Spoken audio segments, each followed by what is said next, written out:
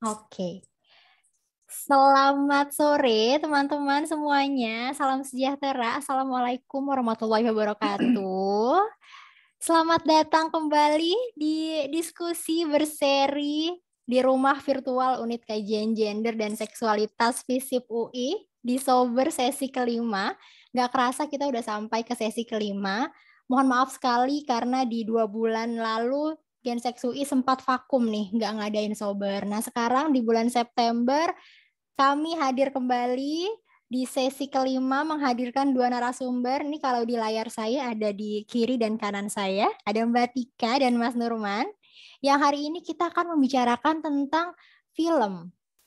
Yang hobi nonton film nih saat pandemi, yang ternyata pas pandemi malah jadi ngabisin film atau malah memutar film-film yang sudah ditonton atau malah explore film-film baru. Atau sekarang nonton film sudah jadi hobi nih buat teman-teman karena kan film gitu ya bisa membunuh rasa bosan. Nanti boleh bercerita di ruang diskusi kita pada hari ini. Sebelum kita mulai, saya akan mengenalkan dulu nih kita hari ini mau ngapain sih sebenarnya dengan 2 narasumber yang ada di kiri dan kanan saya. Jadi hari ini kita akan membicarakan tentang representasi perempuan, gender, dan seksualitas dalam film-film Indonesia kontemporer. Kenapa sih kontemporer? Kan masih muda-muda ya yang hadir di sini. Jadi biar relatable gitu ya bahasanya, bahasa anak sekarang. Jadi biar semuanya bisa menangkap, oh film yang ini, oh film yang itu. Atau teman-teman udah gatel nih pengen berkomentar. Kayaknya menurut aku gambaran perempuan di film ini kok seperti ini ya, kok seperti ini ya. Ini ada Bapak Sutradara dan Ibu Akademisi, nanti boleh diserang pertanyaan yang banyak dan diajak berdiskusi yang dalam. Hari ini kita akan berdiskusi dengan 2 narasumber kece. Saya akan perkenalkan dulu dari Mas Nurman Hakim. Selamat sore, Mas. Selamat sore, Mbak. Selamat sore. Saya panggilnya Mas Nurman aja ya. Ya. Mas Nurman ini sekarang sedang sibuk nih karena beliau sekarang sedang menjalankan studi program doktor di jurusan Antropologi Universitas Indonesia. Sibuk juga sebagai dosen di IKJ. Sibuk menulis artikel. Mas Nurman ini kan sebagai sutradara film, jadi sudah banyak juga nih film-filmnya nih. Saya pas lihat CV-nya kayak wow keren banget karena banyak sekali film-filmnya yang mendapatkan banyak penghargaan ya Mas ya. Ada film pendek yang berjudul A Silent Wait yang masuk seleksi kompetisi di Dubai International Film Festival tahun 2009 dan di Busan International Film Festival tahun 2009. Kemudian film layar lebar pertamanya itu booming sekali, yaitu berjudul Tiga Doa, Tiga Cinta. Ini juga banyak sekali ya Mas ya, yang penghargaan ya di Prancis, di Swedia menang juga, dan di Korea Selatan.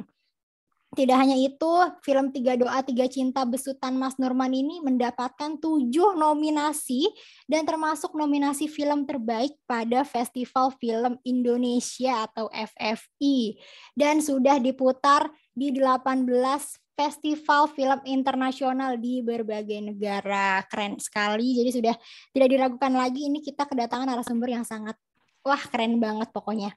Kemudian gak hanya di Tiga Doa Tiga Cinta, Mas Nurman juga membesut film layar lebar kedua berjudul Khalifah. Ini ceritanya tentang kekuatan dan problematika seorang perempuan ya Mas ya, bercadar dalam menghadapi situasi lingkungannya. Ini juga memenangkan Audience Award di ASEAN Cinema International Film Festival Prancis pada tahun 2012, masuk ke dalam official selection di Tokyo International Film Festival 2011, masuk lagi di official competition Mannheim International Film Festival di Jerman, dan juga di Cekoslowakia. Ini banyak sekali, dan film-film Mas Nurman ini ya seperti yang saya bilang tadi keren-keren, dan nggak hanya berhenti di situ, bikin lagi film yang berjudul The Window, bercerita tentang perempuan menghadapi dunia yang patriarki, tentang harapan dan pemberontakan. Jadi sangat sesuai nih Mas Nurman mengisi diskusi kita pada hari ini. Film terakhirnya yang berjudul Bid'ah Cinta ini juga bercerita tentang bagaimana toleransi beragama dibangun di dalam film. Mendapat nominasi skenario terbaik ya Mas pada Festival Film Indonesia tahun 2018. Dan pada tahun 2018 Bid'ah Cinta, film layar lebar keempat Mas Nurman ini juga diputar dan didiskusikan di Australian National University.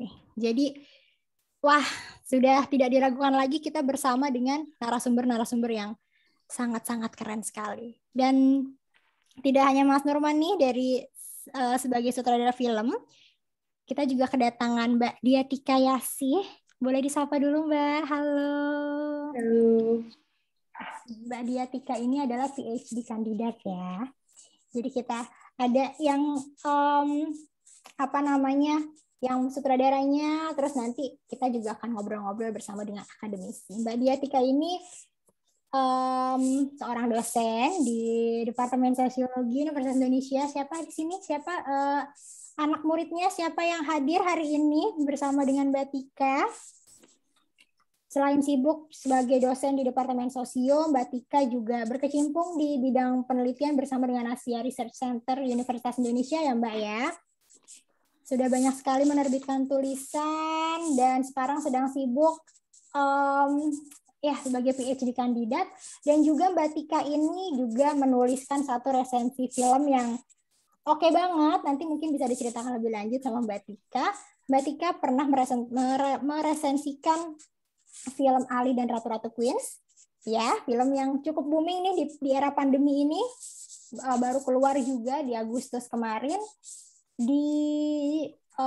telah rilis di Indonesia at Melbourne yang berjudul What Happened to Social Context in Indonesia Film, dan sudah diterjemahkan dan terbit di Tempo dengan judul Moralitas Putih dan Moralitas tentang putih dan hitam film kita. Jadi nanti kita akan membahas juga bagaimana sih Mbak Tika melihat film-film Indonesia kontemporer, representasinya menurut Mbak Tika seperti apa. Begitu teman-teman. Sebelum kita mulai mendengarkan paparan dari Mas Nurman dan Mbak Tika, saya ingin mengajak teman-teman untuk sama-sama membuat ruang virtual kita ini sebagai ruang yang aman. Jadi diharapkan tidak berkomentar yang kasar, menghormati saat Mas Nurman dan Mbak Tika dan diskusi sedang dijalankan, tidak menyalakan mikrofon, tidak menginterupsi, dan memberikan pertanyaannya bisa lewat kolom komentar Zoom chat saja ya, biar nanti saya yang akan bacakan kepada Mbak Tika dan juga Mas Nurman. Mari kita ciptakan bersama ruang yang aman untuk diskusi kita pada sore hari ini. Gitu. Jadi nanti Mas Nurman akan presentasi, memaparkan, disambung dengan Mbak Tika, kemudian berdiskusi sebentar, baru nanti pertanyaan-pertanyaan teman-teman kita diskusikan bersama. Seperti itu, jadi silahkan diambil minumnya, kopinya, popcornnya, boleh, sambil kita mendengarkan paparan dari Mas Nurman. Udah siap Mas Nurman? Siap. Oke, kita akan mulai pemaparan pertama dari Mas Nurman. Ini saya bantu untuk share screen-nya.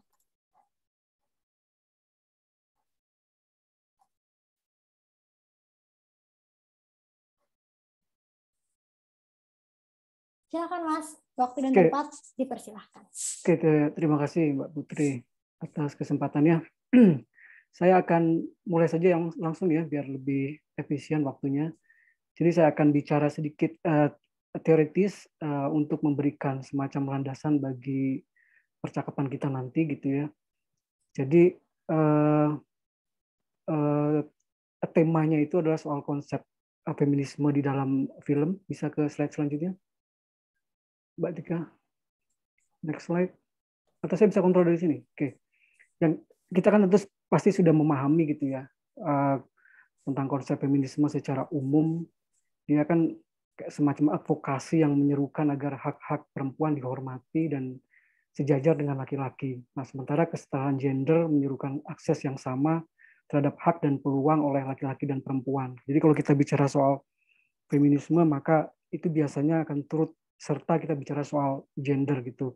Dan seruan atau advokasi ini bergerak di segala lini kehidupan ya, termasuk dalam konteks ini kita akan bicarakan film gitu.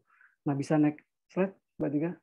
Nah, di film itu ada yang namanya feminist film theory. Ini sebenarnya digunakan ya untuk membaca, kemudian menganalisis dan melacak gitu bagaimana film sebagai suatu representasi dari satu masyarakat gitu ya, yang apakah di dalam film itu hak-hak perempuan gitu, apakah di dalam film itu posisi perempuan itu sama dengan laki-laki, atau justru malah perempuan itu dikooptasi oleh laki-laki gitu. Jadi fokus pada fungsi atau peran karakter perempuan dalam satu naratif film, dan stereotip dari satu masyarakat dalam melihat perempuan. Jadi teori ini dibangun gitu ya, untuk tadi melacak ataupun membaca, menganalisis, karena kita kan tahu bahwa, bisa next slide nggak Mbak, sekaligus Mbak Putri?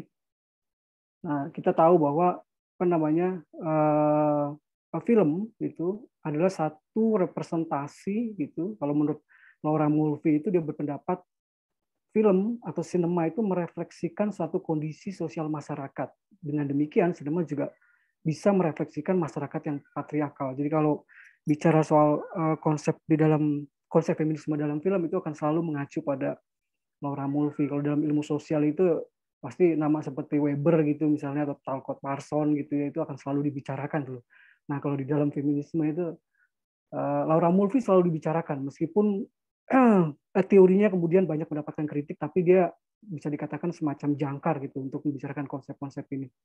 Nah, karena dia adalah sebuah representasi satu masyarakat gitu ya, maka dia akan bisa merepresentasikan masyarakat apapun dalam tanda kutip. Dia bisa masyarakat yang patriarkal itu, kemudian dia juga bisa melihat atau merepresentasikan satu masyarakat dalam satu identitas agama dan lain sebagainya itu. Bisa next slide Mbak Putri. Nah, sebenarnya panjang sekali ya kalau bicara soal konsep feminismenya Mulvey, tapi saya akan ambilkan poin-poinnya saja gitu ya untuk mempersingkat waktu. Jadi di dalam sebuah film itu male gaze, konsep male gaze ini diperkenalkan oleh Laura Mulvey tadi, itu terjadi pada ketika penonton mengambil posisi dari perspektif laki-laki. Jadi misalnya ada sebuah scene, ini ada gambar di sini ya. Misalnya ada sebuah scene di film di mana tokoh perempuan mengenakan pakaian seksi yang memperlihatkan bentuk tubuhnya, maka ketika scene itu hadir, dia menjadi tatapan laki-laki, male gaze. Sebenarnya teori ini dibangun dari psikoanalisisnya Lacan dan Sigmund Freud. Jadi Mulvey menggunakan Lacan dan Freud sebagai landasan teori, dia menciptakan istilah male gaze ini. Nah, male gaze ini menggunakan seksualitas perempuan dan melakukan stereotyping perempuan dengan menunjukkan feminitas mereka. Nah, ini saya masih bicara soal teknis, nanti kita akan kembangkan yang lebih konseptual.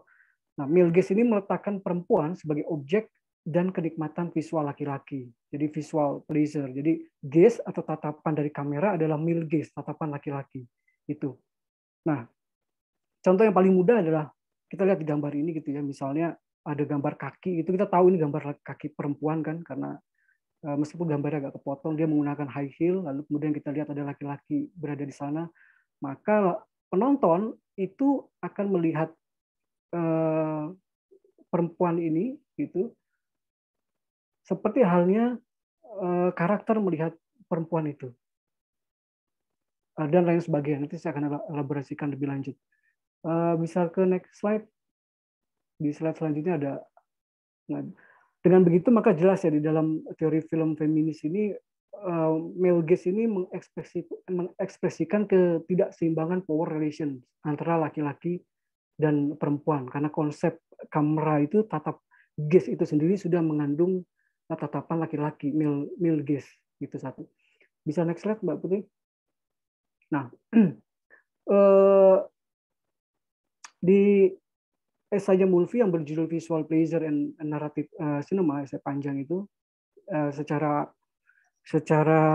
ringkas gitu ya, kalau saya mau padatkan, saya kondensasi. Jadi kata dia, sinema itu beroperasi melalui kode dan konvensinya dan sudut pandang yang dibangun oleh laki-laki yang menempatkan perempuan sebagai objek untuk dilihat.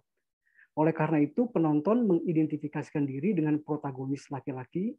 Dia menggambarkan proses menonton ini sebagai skopopilia, jadi kesenangan dalam menonton, kenikmatan di dalam menonton. Ini sangat kelihatan sekali pengaruh dari Jacques Lacan dan Freud, psikoanalisis. Oke, lanjut Mbak Putri. Nah, ini yang tadi saya mau bicarakan. Jadi kan kita melacak, kemudian kita membaca gitu ya, kita menganalisis, bisa menggunakan 3 poin ini yang kemudian bisa kita kembangkan. Jadi 3 cara untuk mengidentifikasi pandangan look itu atau perspektif yang ada pada film yang mengobjektifikasi perempuan secara seksual. Nah, itu pada apa namanya tulisan-tulisan setelah movie para feminis film teori itu kemudian mengembangkan tidak hanya sebenarnya objektifikasi perempuan secara seksual, tapi objektifikasi perempuan dalam hal-hal yang lain gitu, yang dilihat oleh laki-laki. Yang pertama adalah misalnya ini, kalau kata movie itu perspektif karakter laki-laki di film dan bagaimana karakter laki-laki di film itu mempersepsikan karakter perempuan. Yang pertama itu. Yang kedua, perspektif dari penonton melihat karakter perempuan di dalam perempuan. Jadi penonton melihat karakter perempuan di dalam perempuan. Penonton langsung melihat karakter perempuan yang ada di dalam screen. Gitu. Lalu kemudian yang ketiga itu gabungan antara yang pertama dengan yang kedua. Jadi perspektif penonton pria, laki-laki terhadap karakter pria di dalam film tersebut. Jadi penonton, saya misalnya sebagai penonton gitu ya, ketika saya melihat sebuah film, saya akan mempersepsikan, saya akan mengidentifikasi diri saya dengan karakter laki-laki yang ada di situ. Gitu. Nah, perspektif ini memungkinkan penonton pria gitu ya, saya gitu misalnya untuk meletakkan karakter wanita sebagai objek seks si laki-laki itu. Nah, sebenarnya ini bisa dikembangkan tidak hanya sebagai objek seks ini ya, tapi juga bisa dikembangkan ke hal yang lain yang lebih luas daripada ini. Sebab ia dapat mengidentifikasi dirinya dengan karakter pria dalam film gitu. Nah, lalu bagaimana sebenarnya pandangan atau look ini terbentuk, muncul gitu. Bisa next slide, Mbak Putri.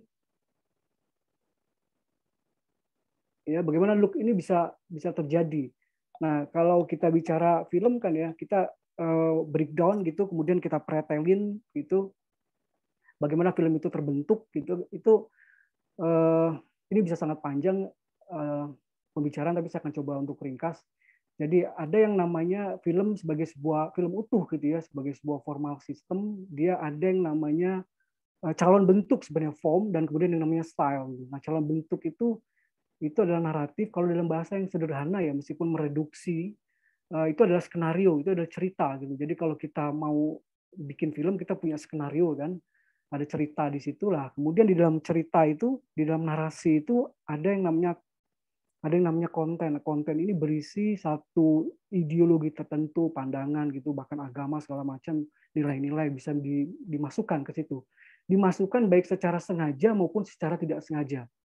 Secara sengaja itu sudah dikonsepkan oleh si pembuat cerita gitu ya, antara director dan penulis skenario gitu. Kalau directornya ikut nulis, kalau directornya ikut nulis, mungkin si penulis skenarionya saja di situ dikonsepkan secara sengaja. Yang tidak dikonsepkan itu yang saya maksud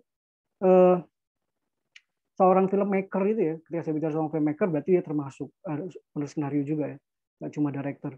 Itu dia hidup di dalam satu masyarakat sosial gitu, lalu kemudian dia tentu akan menyerap secara sengaja ataupun tidak sengaja apa yang dia alami dalam kehidupan dia sehari-hari gitu ya, bagaimana dia melihat, bagaimana dia memandang kehidupan sosial dia, dan itu kemudian akan terendap ke dalam diri dia, ke dalam pikiran dia, ke dalam ketidaksadaran dia, dan itu ketika dia membuat sebuah skrip itu akan muncul baik disengaja maupun tidak disengaja. Nah, tadi saya bilang yang tidak disengaja itu akan muncul sesuatu yang dia tidak sadari, tidak sengaja di dalam cerita itu yang masuk ke dalam konten itu. Sebenarnya teori ini kan berlaku tidak hanya untuk para filmmaker, tapi juga seniman yang lain. Misalnya lukis juga begitu, kemudian sastrawan kan juga begitu. Nah, itu ada di situ ya. Nah, satu sisi itu cerita. Lalu kemudian ada sisi yang lain, itu style. Ini sifatnya teknis. Ada misalnya itu pengadeganan kalau secara sederhananya gitu ya. Segala sesuatu yang ada di dalam frame memiliki arti pengadeganan. Kemudian ada sinematografi, kamera, ada sound, ada editing. Nah, ini ketika dia bertemu, kalau secara teknis dia dieksekusi proses syuting gitu ya, bertemu dia proses syuting, lalu kemudian menjadi sebuah film pada saat tahapan editing. Nah, unsur-unsur ini teknis itu mempunyai sumbangan. Jadi banyak orang kemudian tidak memahami itu ya. Ini sebenarnya bagian style ini adalah bisa kita katakan medium. Jadi medium film gitu, misalnya sinematografi, sound, editing, itu punya sumbangan punya kontribusi untuk memobilisasi naratif, memobilisasi cerita. Jadi seandainya cerita itu adalah bicara soal ketidaksetaraan gender itu misalnya, kemudian merendahkan perempuan gitu. Nah, aspek-aspek di dalam medium ini di mana kamera diletakkan gitu misalnya, bagaimana tape of shot itu dibangun dalam konteks sinematografi ya, bagaimana editing itu dirangkai, itu akan memperkuat gitu. Itu akan memperkuat apa yang ada di dalam naratif atau konten ini gitu. Saya kasih contoh sedikit nih apa namanya bisa sekali lagi bisa panjang. Saya akan kasih contoh sedikit saja misalnya kalau ada yang pernah nonton film The Piano, jadi ada satu film yang menurut saya luar biasa dahsyat judulnya The Piano. Film itu pernah menang Palme d'Or, disutradarai oleh seorang filmmaker dari Australia namanya Jane Campion itu. Itu menang di Cannes, jadi menang piala tertinggi lah kalau di dalam sastra. No, itu Nobel seperti Nobelnya film lah itu Cannes. Kalau di sastra kan Nobel sastra itu ya. Nah itu film yang sangat berperspektif feminis itu ya, tentang seorang perempuan yang bernama Aida itu, yang dia di settingnya sekitar abad ke-19 ya, awal 19, yang dia itu dinikahkan oleh ayahnya dengan orang lain yang dia tidak pernah kenal, tidak pernah dia tahu gitu. Tapi karena budaya pada saat itu yang tidak memungkinkan bagi dia untuk pergi untuk melawan, itu kemudian dia harus menuruti itu. Nah, lalu dia ketemu dengan calon suaminya, kemudian dia menikah di situ gitu ya. Tapi dia yang pada awalnya ingin menyerahkan nasibnya dia seperti itu, pasrah gitu ya maksud saya. Ternyata dia lihat suaminya kok tidak menunjukkan sikap baik terhadap dia. Nah, dari situ dia kemudian berusaha untuk melawan suaminya. Suaminya tidak ingin menolong dia gitu. Dia punya piano, yang piano itu harus dia bawa kan dari satu tempat ke tempat lain, suaminya untuk bantu bawa angkut piano aja nggak mau gitu. Nah, si perempuan ini kemudian melawan. Perempuan ini kemudian dia protes, lalu kemudian dia punya hubungan lain gitu. Punya hubungan lain secara tidak disengaja dalam tanda kutip dengan tokoh lain. Nah, ada satu adegan yang saya mau bicarakan di sini. Ada satu adegan yang di mana si perempuan ini sedang bermain piano gitu, lalu kemudian ketika si laki-laki yang dia punya hubungan itu bukan suaminya ya, itu melihat si Aida sedang bermain piano gitu, dari balik pintu, di pintu itu ada kayak semacam lubang itu ya. Jadi ada shot pertama kita lihat si Ada bermain piano, lalu kemudian shot kedua kita lihat si laki-laki ini menatap ke arah si Ada. Nah, di shot 3 ini seharusnya biasanya kalau di shot 3 itu akan ada yang namanya shot point of view. Jadi kamera itu dari balik lubang pintu ke arah si Ada itu. Tapi di dalam film itu tidak ada shot itu.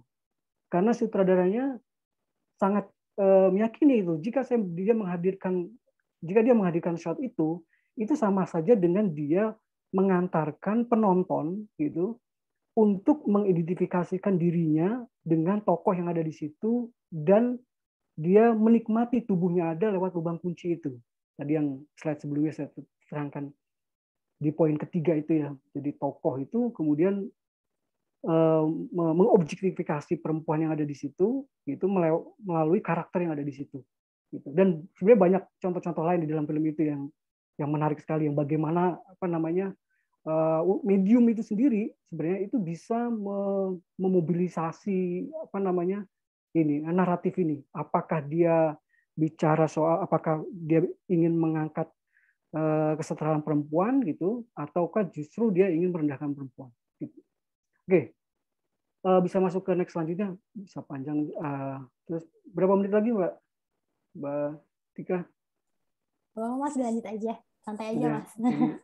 Ya, tinggal dikit. Nah, kemudian kita masuk ke ini jadi sebenarnya kan konsep-konsep dasarnya banyak ya, saya hanya ambilkan beberapa. Misalnya ada tadi sudah soal male gaze, kemudian look itu, lalu kemudian yang ini adalah agensi gitu. Jadi sebagian film Indonesia itu film Hollywood juga masih ada ya gitu.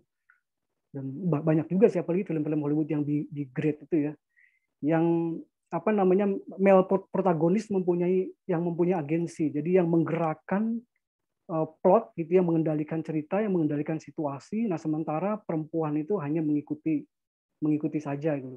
Nah, kita bisa melacaknya juga dari ini, konsep agensi di dalam film ini, untuk mengetahui gitu ya, apakah sebuah film itu dia berperspektif feminis atau tidak gitu, misalnya sebuah film itu dia mengangkat kesetaraan gender atau tidak. Kita bisa melacak selain dari tadi saya terangkan, bisa dengan konsep ini. Lalu kemudian yang kedua, karakter perempuan itu pasif dan powerless, tak ada upaya untuk melawan gitu. Jadi sepanjang film gitu ya, karakter perempuan itu dia pasif, dia ngikutin aja karena dia dikendalikan oleh si laki-laki itu. Jadi dia powerless. Nah, kemudian yang ketiga, perempuan dijadikan objek hasrat atau protagonis laki-laki dan penonton. Kalau yang poin ketiga nanti balik ke konsepnya Mulvey yang soal gaze tadi itu ya. Oke, terus, nah ini misalnya ya film ini gambar dalam film ini sangat terkenal nih, Inem Pelayan Seksi. Ini film tahun 80 kalau nggak salah. Ini film tahun 80, dia film nyanyi Abbas Akub itu. Kalau kita lihat opening di film ini gitu ya, saya masih ingat sekali itu karena openingnya itu sangat menohok. Itu dia pakai pakaian seperti ini ya, ini Dorce Calbot yang main kalau salah. Itu dia pakai pakaian seperti ini yang ada di poster ini, lalu kemudian dia menyampaikan, dia bilang ini ke arah kamera gitu ya, opening film, dia bilang nama saya Inem, saya babu, dia bilang begitu.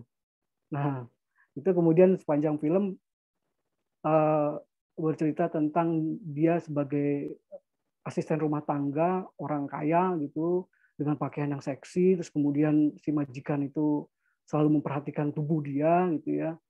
Nah, tapi film ini juga debatable gitu. Jadi kalau apa namanya kita melihat film ini Pelayan Seksi secara sepotong-sepotong itu ya, maka kita tentu akan berkesimpulan dan kita akan langsung menjudge bahwa film ini sangat merendahkan perempuan gitu. Tapi kalau kita melihat film ini secara keseluruhan utuh gitu ya, film ini penuh dengan kritik sosial loh.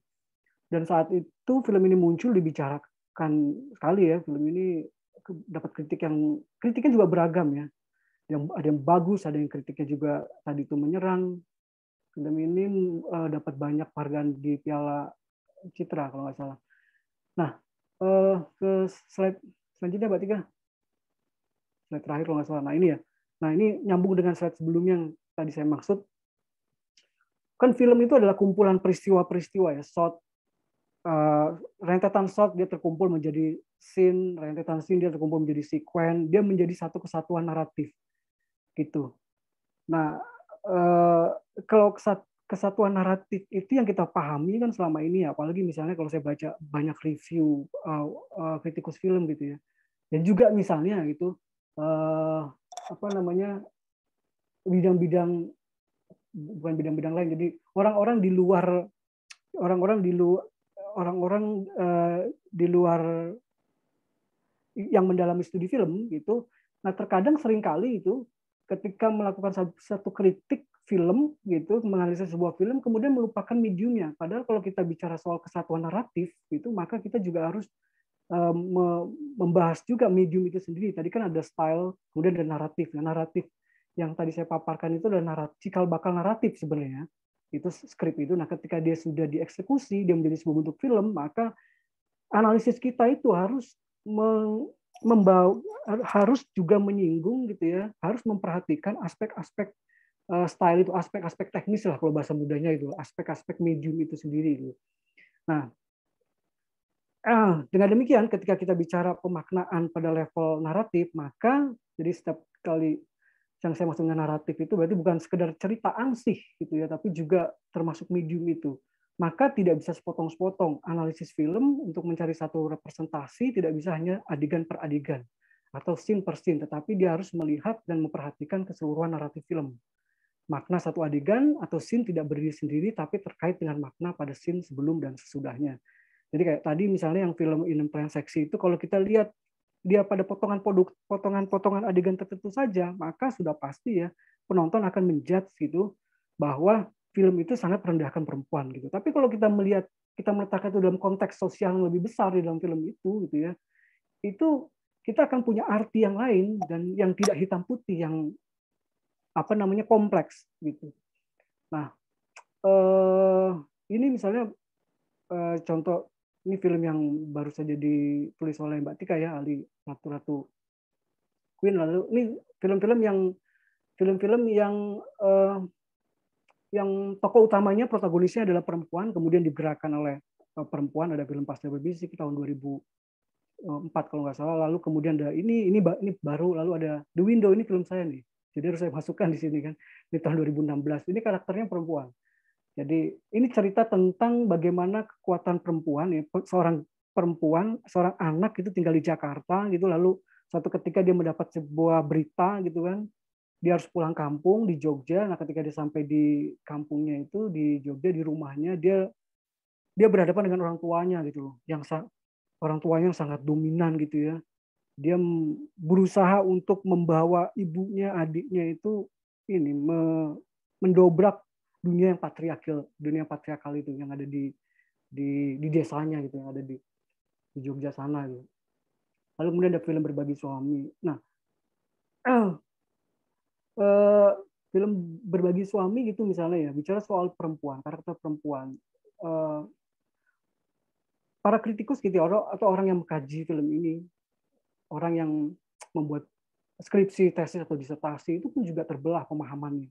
Ada yang mengatakan film ini sangat misalnya pro feminis, tapi juga ada sedikit gitu yang mengatakan justru tidak, itu malah kayak memperlihatkan itu perempuan yang mau dikendalikan oleh laki-laki misalnya gitu. Atau bahkan film Pastel Berbisik gitu misalnya. Ada disertasinya Intan Paramadita, itu bagus sekali. Dia nulis tentang film ini, Pastel Berbisik, dia membicarakan bagaimana kekuatan perempuan itu dihadirkan di situ dalam menghadapi dunia yang sangat laki-laki itu, dianalisis setiap scene demi scene, lalu kemudian dia lihat secara utuh itu. Tapi ternyata juga ada penelitian lain gitu yang mengatakan enggak, justru malah ada satu adegan yang memperlihatkan si perempuan itu menjadi objektifikasi laki-laki itu. Misalnya ketika adegan adegan si Didi Petet yang main waktu itu, dia meminta Dian Sastrowardoyo, pemainnya yang main di sini, untuk melakukan masturbasi dalam tanda kutip. Nah, hanya melihat adegan itu saja kemudian menjat keseluruhan film. Nah, menurut saya film itu tidak seperti itu. Jadi tidak bisa sepotong-potong, dia harus dilihat secara komprehensif. Kan sebenarnya sama dengan realitas sosial kan gitu. Kita tidak bisa melihat itu sepotong-potong, tapi kita harus lihat itu secara komprehensif, kita harus lihat konteksnya kan itu. Saya kira itu dulu, Mbak Tika, nanti terlalu panjang. Baik. Jadi kita bisa, sorry Mbak Putri ya, giliran Mbak Tika soalnya. Nanti terlalu panjang ya. Tukar-tukar. Terima kasih Mas Nurman, banyak sekali informasi yang diberikan. Ini jadi pengetahuan baru tentunya untuk saya pribadi dan juga pastinya untuk teman-teman audiens semua yang ada di sini. Tadi Mas Nurman sudah membahas dari mulai film tuh cara bikinnya seperti ini. Jadi kalau mau melihat jangan sepotong-potong. Nah, sekarang kita geser dulu nih ke Mbak Tika. Mbak Tika udah siap, Mbak Tika? Mbak Tika akan memaparkan dari sisi penonton mungkin ya Mbak ya. Sisi penonton. Tadi kan pembuat filmnya, sekarang kita buat Adil. Coba dari sisi penontonnya bagaimana sih melihat film. Saya bantu untuk share screen. Baik.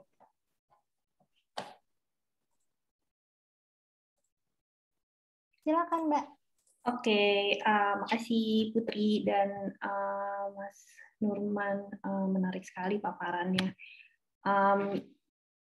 Mungkin pemaparan saya justru sangat nggak teoritis karena sebagiannya berasal dari artikel yang esai sebetulnya pendek yang saya tulis di Tempo bersama dengan pembimbing S3 saya, Fedi Hadis. Judulnya Moralitas Hitam Putih dalam film kita, yang kemudian diterjemahkan di Indonesia at Melbourne. Nah, kami berdua sebenarnya tidak melakukan penelitian soal film, Namun kami memiliki kesempatan menonton film dari berbagai negara dari kurun waktu yang berbeda yang memunculkan rasa penasaran soal film dan konteks sosial. Kebetulan waktu studi S3 saya juga ketemu teman-teman yang sangat suka nonton film, dan selama beberapa tahun secara konsisten kami mengadakan acara nonton dan diskusi film reguler. Film yang kami tonton kebanyakan film non Hollywood, banyak film dari benua Asia, beberapa film-film yang dikategorikan sebagai film-film art house. Nah, dari sini, dari nonton film banyak ini, kami muncul beberapa pertanyaan soal kalau film Indonesia tuh gimana ya, yang kemudian hasil pengamatan awal kami tulis di esai tersebut. Mungkin sedikit saya paparkan argumen di esai itu, nanti balik lagi ke sana.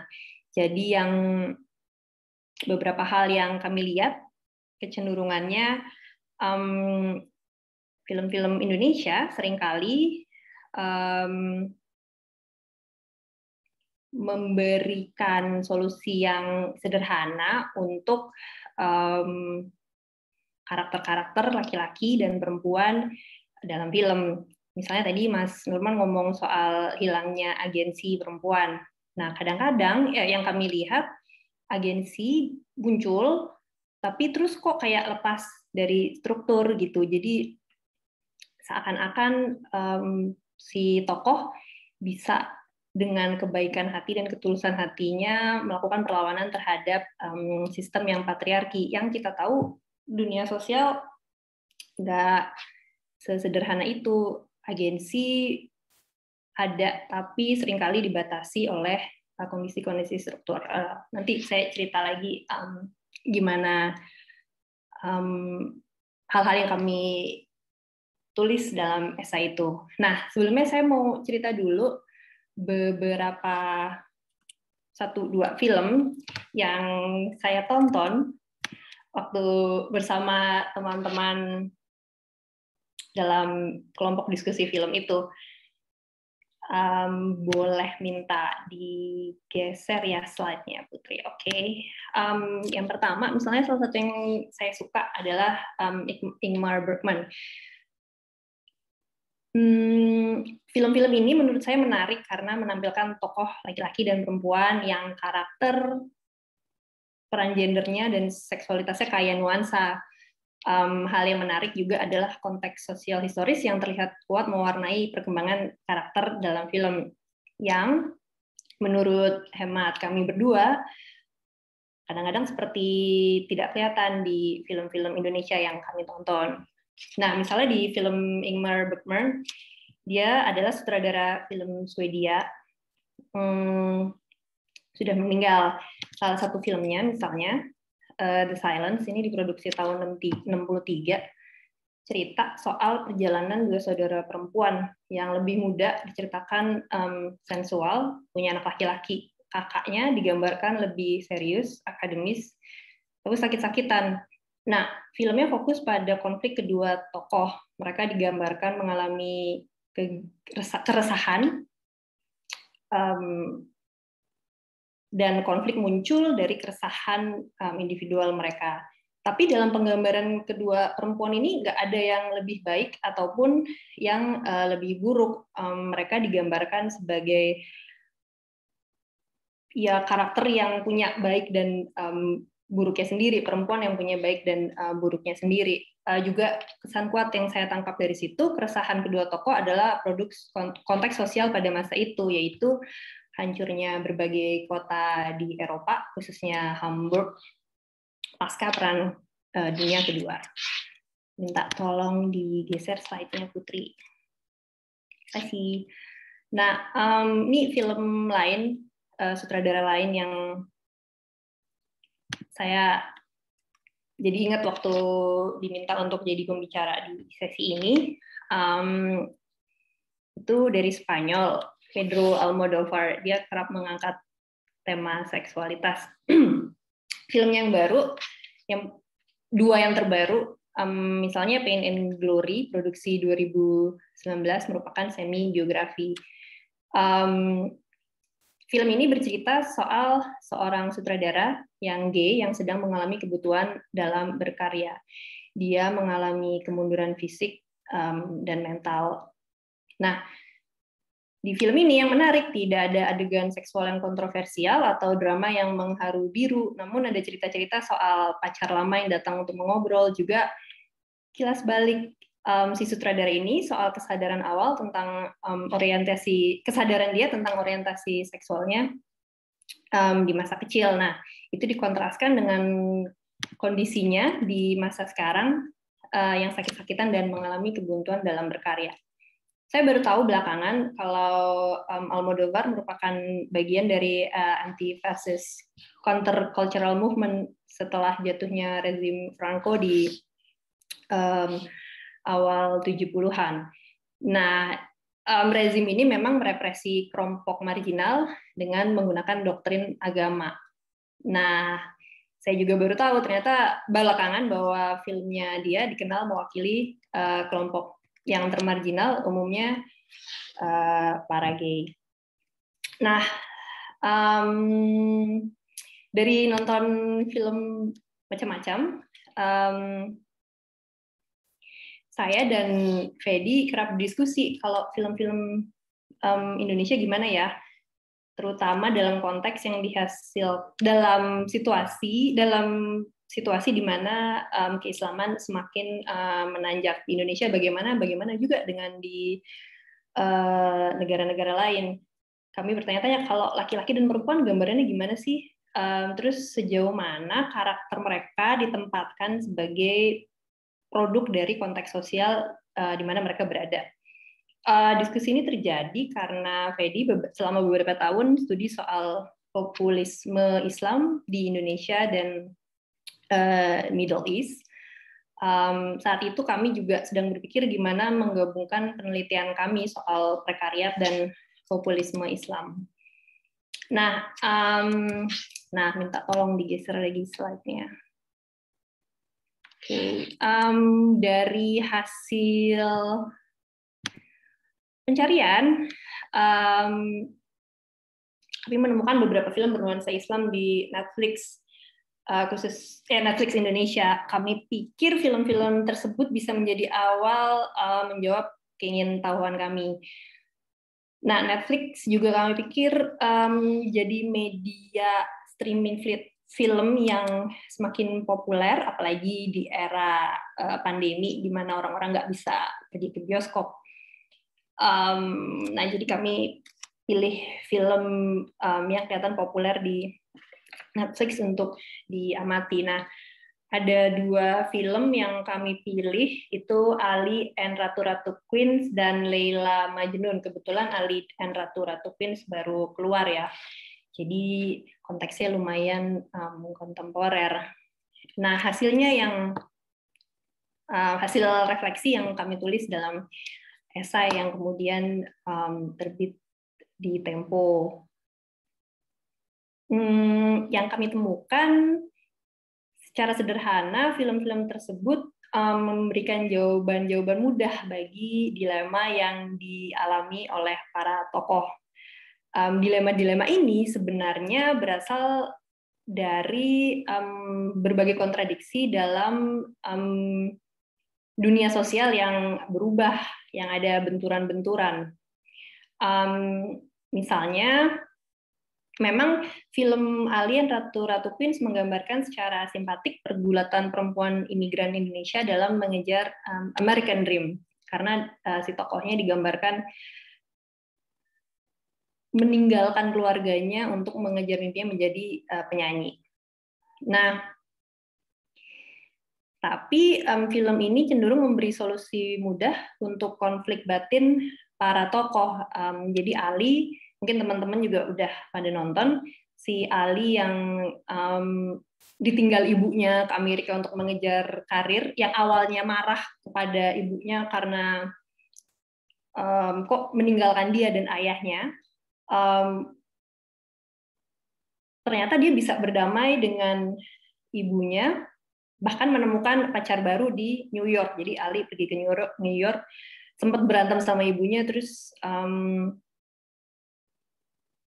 tapi kemudian dia bisa beradaptasi dengan baik. Kami merasa nggak kelihatan gimana menyelesaikan, gimana kok tiba-tiba udah selesai, bagaimana dengan ketegangan soal norma-norma yang melekat pada ibunya Ali, terus norma-norma juga melekat di Ali, itu kok selesai dengan mudah gitu. Juga digambarkan keluarga Ali Jakarta yang konservatif akhirnya memahami keputusan Ali untuk tinggal di New York. Nah, di sini kami nggak melihat gimana sih konflik Ali dalam menghadapi pertemuan moralitas yang dibawanya dari Indonesia ke luar negeri dengan tantangan kehidupan baru, karena diceritakan Ali tinggal bersama Ali berasal dari keluarga yang secara keagamaan cukup konservatif dan kemudian tinggal di New York bersama dengan orang-orang yang tidak terlalu konservatif, bahkan terlihat tidak terlalu religius. Nah, filmnya kelihatan dengan mudah menyelesaikan hal-hal itu. Kami berpikir dalam konteks ini individu pastinya mengalami ketegangan dalam dirinya yang mewarnai keputusan-keputusan yang diambil. Nah, itu film Netflix. Kami juga melihat satu film yang populer, yaitu Perempuan Berkalung Surban. Mungkin teman-teman juga udah nonton. Kali ini bercerita soal seorang anak kiai yang tinggal di pesantren kemudian memperjuangkan emansipasi perempuan dalam konteks keluarga yang sangat religius. Nah, di sini kami juga melihat ketegangan antara moralitas yang dibakukan dengan tantangan yang sebenarnya muncul dari aspirasinya si Anissa, tokoh utamanya, aspirasi untuk melawan nilai-nilai patriarki dalam pesantren, itu selesai karena dilihatkan si tokoh utama nih teguh dan berpendirian kuat, sehingga ia berhasil mencapai tujuannya untuk mempertahankan keislamannya sambil memperjuangkan emansipasi bagi perempuan. Nah, di sini lagi-lagi kami melihat kontradiksi antara emansipasi perempuan dengan tatanan moral Islam yang konservatif kurang digali, karena ya sekali lagi si tokoh mencapai happy ending karena karakter pribadinya. Nah, boleh next slide ya, Putri. Kasih. Nah, sebelum nonton film-film Indonesia, sebenarnya satu film yang saya tonton karena rekomendasi beberapa orang adalah Ethos judulnya. Ini film Netflix juga. Film ini cerita soal kontradiksi internal yang dihadapi berbagai kelompok masyarakat di Turki yang sedang berubah. Jadi ada beberapa kelompok dan beberapa individu dari kelompok yang berbeda ini saling ketemu dalam konteks sosial yang berbeda, terus terjadi diskoneksi dan konflik di antara mereka. Kelihatan bahwa di Turki ada kelas menengah atas dengan pendidikan barat yang sekuler, dan ada kelompok Islam yang lebih konservatif dengan latar belakang yang lebih sederhana.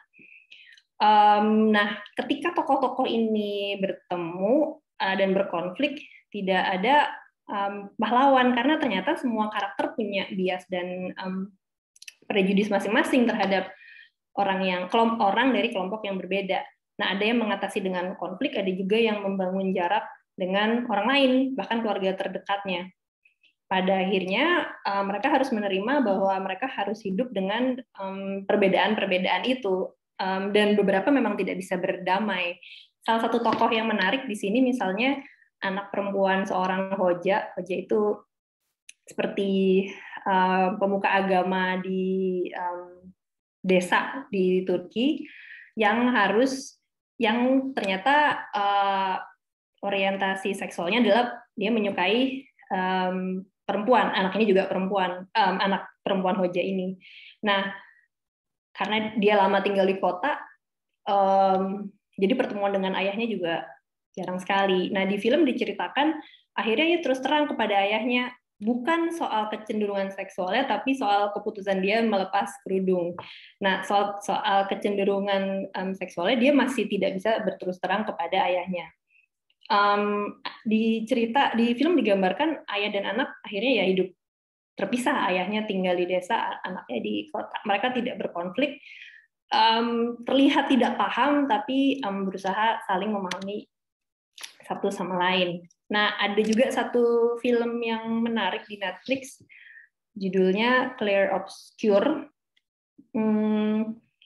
Nah, ini ceritanya ada dua perempuan yang latar belakang sosialnya berbeda. Ada satu, saya ingat tokohnya, namanya Shanas. Dia nampak liberal, berprofesi sebagai psikiater, penampilannya glamor, punya pacar ganteng. Ada satu lagi, Elmas. Dia remaja berkerudung, berpenampilan sederhana, terjebak dalam rutinitas pekerjaan domestik setelah dijodohkan dengan laki-laki lebih tua. Yang menarik, film ini menunjukkan bahwa walaupun nampak berbeda, dua tokoh dengan latar belakang sosial yang berbeda ini ternyata sama-sama hidup dalam masyarakat yang didominasi nilai-nilai patriarki dan tidak memberi banyak ruang untuk kepahlawanan perempuan sebagai individu. Jadi ternyata si Shanas yang kelihatannya liberal juga dan kelas atas juga nggak terlalu punya banyak agensi gitu. Ada agensinya ketika dibandingkan dengan si Elmas, tokoh yang satunya, tapi bukan agensi yang tidak terbatas. Oke, ada satu lagi film yang kami review sebagai perbandingan, disutradari oleh Asghar Farhadi dari Republik Islam Iran. Nah, judulnya About Ellie, tapi mungkin saya nggak usah sebutkan di sini dulu karena takutnya terlalu panjang. Nanti bisa kita obrolin. Tapi yang kami, sekali lagi, saya mau balik ke poin awal. Yang kami rasa hilang dalam film Indonesia adalah keterbatasan pilihan individu yang hidup dalam konteks masyarakat. Bahwa tidak ada individu yang lebih baik karena berasal dari kelompok sosial yang secara inheren lebih baik. Karena tokoh-tokoh yang berasal dari kelompok berbeda, mau di kelas atas, kelas bawah, sekuler, Islami, menghadapi dilema yang bersumber dari ketegangan dalam masyarakat yang sedang berubah dan memberi peluang sekaligus membatasi pilihan hidup individu. Problem dengan solusi mudah, dengan menampilkan keberhasilan tokoh utama dalam mengatasi berbagai ketegangan, menurut kami cenderung mengabaikan konteks sosial yang penuh kontradiksi internal. Nah, fokus pada kepahlawanan individu juga kurang mendorong penonton untuk menjelajahi sumber-sumber ketegangan dalam masyarakat yang sedang berubah, sehingga penonton jadi lupa kadang-kadang bahwa pergulatan individu itu sebenarnya bagian dari pergulatan masyarakat. Saya punya masih ada waktu nggak, Putri? Mau menutup dengan 2 poin aja. Silakan, Mbak. Masih punya 4 menit lagi. Oke. Nah, kenapa film-film Indonesia yang kami tonton punya kecenderungan seperti ini? Kami tidak punya jawabannya. Nah, setelah artikel esai ini terbit, Fedi mendapat pertanyaan dari Pak Eros Jarot yang juga sutradara, bagaimana menjelaskan fenomena ini? Ya, kami juga memang nggak punya jawabannya. Kami pikir perlu ada studi lanjutan terkait topik ini. Mungkin Mas Nurman punya pendapat. Nah, sebagai satu hal lagi sebelum menutup, tulisan itu rupanya mendapat tanggapan dari ahli film betulan. Salah satunya dari David Hanan, kolega di Asia Institute di University of Melbourne. Saya mau mungkin membacakan sedikit tanggapan dia. Menurut dia, film-film tadi memang bisa menjadi refleksi masyarakat menghadapi identitas keislaman yang sedang menanjak. Tapi solusi yang sederhana di akhir film tidak membantu pemirsa untuk memahami kontradiksi-kontradiksi nyata yang dialami oleh para tokoh. Nah, David juga menyampaikan pendapat bahwa beberapa film bertema keislaman lebih bisa dikategorikan sebagai male-centered films. Mungkin tadi nyambung ya dengan yang disampaikan Mas Nurman Hakim soal male gaze. Misalnya menurut David, ayat-ayat cinta, ketika cinta bertasbih, memiliki bias laki-laki yang lebih kuat. Nah, menurut David juga, setidaknya perempuan berkalung surban masih menangani, masih fokus pada pengalaman perempuan, meskipun menyelesaikan problem-problemnya secara sederhana. Nah, kalau ada yang tertarik juga, David menulis buku soal film di Indonesia, dan salah satu babnya berjudul Approaches to Islam in Indonesian Cinema. Ini di tahun 1970 sampai 1990 ini fokus pada film-film Islam di tahun 1970 sampai 1990. Nah, menurut David, sepertinya film-film di tahun ini lebih punya nuansa dibanding yang sekarang kita saksikan. Oke, demikian presentasi saya. Terima kasih. Yes, terima kasih Mbak Tika dan Mas Nurman. Ini sangat membuka mata ya, sangat membuka dan ya dituangkan sangat banyak pengetahuan pada sore hari ini. Jadi banyak sekali pasti yang yang sudah berkomentar ini di room chat Mbak Tika dan Mbak Nurman. Tapi sebelum itu mungkin kita bisa berdiskusi sebentar sambil menunggu para teman-teman audiens ini berkomentar lebih lanjut, karena cukup aktif ya kalau ngomongin film, mungkin karena film bikin happy, jadi kayaknya happy gitu bawaannya ya. Mungkin kalau tadi menyinggung tentang ini ya Mbak Tika dan Mas Nurman, ibu pergi mengejar cita-citanya atau ibu pergi meninggalkan anak, ini kan di film Mas Nurman juga sedikit disinggung ya Mas, dalam 3 doa 3 cinta, saat ibunya Huda pergi gitu meninggalkan Huda, terus pas Hudanya samperin ke Jakarta ternyata sudah meninggal gitu ibunya. Terus di film Ali dan Ratu-Ratu Queens ini kan juga ternyata pas disamperin, pas didatangi ke Amerika ternyata sudah punya ayah yang baru gitu.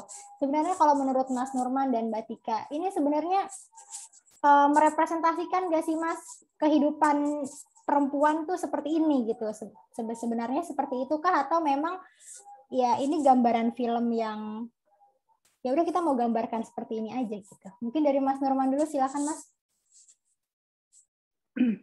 Saya dulu. Ya, sudah nonton berarti film saya 3 2 3 cinta, tahu cerita. Baru tadi Mas, kita tonton dulu kan. Ya, tapi itu subplot ya. Kalau yang Ali Queen kan dia main plotnya seorang ibu yang kemudian meninggalkan anaknya. Kalau di dalam film saya 3 doa itu si Nicholas Saputra sebagai seorang anak ditinggalkan oleh ibunya, kan itu subplot dan tidak terlalu banyak durasinya, porsinya gitu ya. Tapi menjawab pertanyaan kamu itu, kalau saya selalu percaya itu ya. Jadi nggak cuma Laura Mulvey yang mengatakan bahwa film adalah satu representasi dari satu masyarakat melalui individu, melalui pembuatnya gitu. Itu banyak banget kalau kita baca soal di buku kajian sinema gitu ya. Bahkan Di teori seni pun juga begitu. Jadi saya selalu mempercayai sebuah film yang lahir dan itu kemudian memberikan satu pandangan tertentu di mana film itu hadir. Jadi baik disengaja maupun tidak disengaja. Jadi kalau pertanyaan kamu apakah realitas kita begitu, menurut saya iya gitu. Jadi yang diketahui gitu ya, yang disadari ataupun tidak disadari oleh si filmmakernya gitu, mungkin dia membaca berita, mungkin dia melihat tetangganya melakukan itu, dia mungkin melihat temannya atau siapapun gitu ya. Lalu kemudian itu dihadirkan di situ. Nah, persoalannya kan adalah begini. Kalau saya gitu ya sebagai seniman, bukan sebagai mahasiswa antropologi S3 itu ya, sebagai seniman, itu tugas seniman itu kan selalu dia tidak hanya merepresentasikan realitas. Kalau dia merepresentasikan realitas dalam sebuah film, maka itu hanya copy paste dari realitas ke film. Dia harus menggugah, dia harus membuka perspektif gitu ya. Kalau perlu dia harus menggeser perspektif yang keliru menurut dia di dalam realitas gitu. Jadi ketika misalnya dia bicara soal perempuan gitu misalnya ya, yang perempuan yang diskriminasi oleh laki-laki itu, bukan kemudian dia hadirkan begitu saja, tapi dia harus tokoh itu harus melakukan perlawanan gitu. Tokoh itu harus melakukan perubahan, dia harus merubah dirinya gitu. Dengan begitu dia akan bisa merubah masyarakatnya meskipun itu baru satu langkah bagi dia gitu. Jadi sederhananya dia tidak sekedar copy paste. Kalau dia copy paste untuk apa? Kita lebih menarik nonton berita gitu misalnya, kan berita lebih dramatis, lebih tragis gitu daripada misalnya menonton sebuah film kalau itu hanya memindahkan realitas. Dia harus mengubah. Dia harus kan ada istilah ini ya. Saya lupain kalau nggak salah Albert Camus, dia salah satu esainya itu dia menulis bahwa seniman itu dia menolak kenyataan dalam kutip, menolak realitas. Untuk itu dia menciptakan realitasnya sendiri gitu ya, ke dalam karyanya, ke dalam film, dalam artian yang positif. Dia mengubah itu apa yang dia tidak setuju di dalam realitas dia itu gitu ya. Nah, itu harus dia ubah gitu di dalam karya dia. Dalam ini misalkan saya film, Albert Camus dia bikin novel gitu kan sebagai seorang sastrawan. Lukis juga begitu. Saya kira itu. Jadi saya balik ke awal, saya sangat mempercayai bahwa film adalah representasi dari realitas. Nah, persoalannya menyambut tadi yang Mbak Tika katakan gitu ya. Kok tapi kenapa dalam film-film Indonesia itu menjadi sangat mudah persoalan gitu kan? Menjadi sangat mudah persoalan itu diselesaikan. Itu Mbak Tika kalau nggak salah ya. Jadi sangat mudah persoalan itu diselesaikan. Tadi saya barusan baca esainya Mbak Tika tuh. Barusan dikasih kan di bagian endingan itu paragraf kan. Kenapa begitu sangat mudah gitu? Individu itu menyelesaikan persoalan itu, padahal realitas kan kompleks kan gitu. Nah, kalau menurut saya itu berhubungan dengan ini sebenarnya, kemahiran. Jadi piawai atau tidak, mahir atau tidak gitu si filmmaker itu ya, entah itu si sutradaranya atau penulis skenarionya ketika dia membuat naskah itu membangun cerita gitu.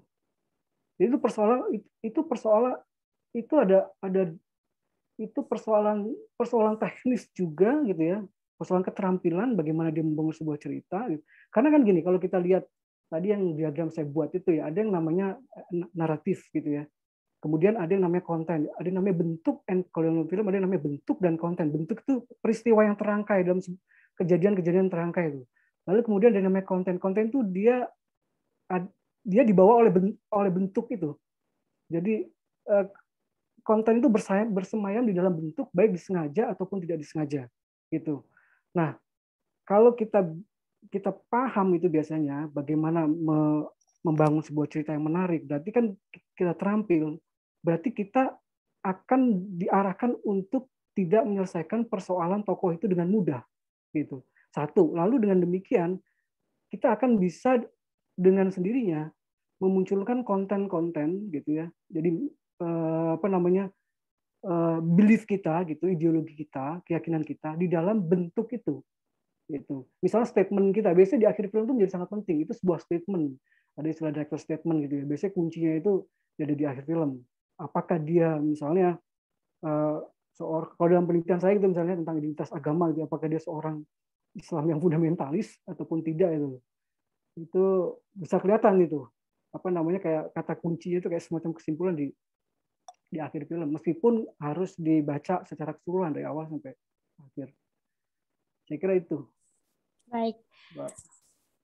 Mbak Tika ada yang mau ditambahkan? Ini mencerahkan ya dan menjawab bukan cuma pertanyaan Mbak Tika tapi juga banyak sekali pertanyaan tadi juga sempat disinggung nih di room chat kita. Jadi kenapa ya film Indonesia ini cenderung kok gampang gitu penyelesaiannya, tidak menangkap apa yang tadi Mbak Tika bilang tentang adanya kontradiksi di dalam kehidupan sosial dan lain-lain. Tapi mungkin sebelum masuk ke pertanyaan-pertanyaan yang ada di room chat, saya juga ingin menyinggung.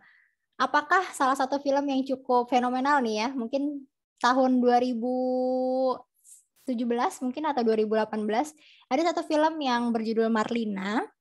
Ini juga salah satu film yang membuat mata kita terbuka gitu, oh kehidupan perempuan timur ternyata seperti itu gitu. Apakah ini termasuk salah satu film yang penyelesaiannya, oh ya boleh silakan minum dulu ya Mbak Tika, Mas Nurman. Ini salah satu film yang penyelesaiannya cukup mudah kah? Atau bagaimana nih? Jadi menarik gitu ya. Boleh ke Mbak Tika dulu. Oke, makasih. Sejujurnya saya juga belum nonton Marlina. Udah berupaya mau nonton, tapi udah dimasukin jadwal, tapi belum sempet. Nah, emang kemarin kita mikir fokus kita mau lihat di antara film yang bernuansa Islami. Nah, saya punya dua komen. Saya punya dua hal yang saya pikir. Pertama, kalau saya minggu lalu baru nonton film lama banget, Mas Nurman pasti udah fasih. Lewat Jam Malam, filmnya Usmar Ismail.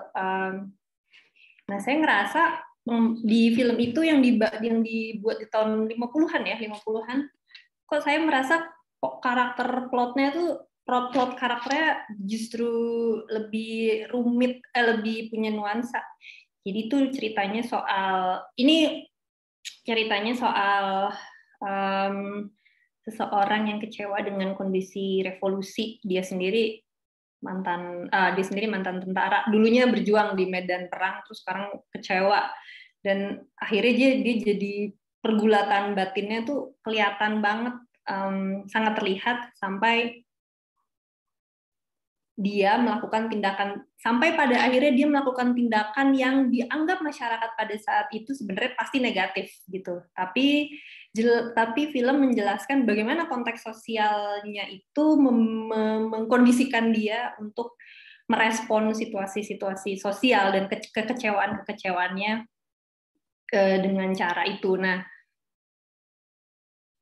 menurut saya kalau plot yang seperti itu cenderung tidak sederhana. Nah, maaf Mas Nurman, saya belum nonton filmnya. Nah,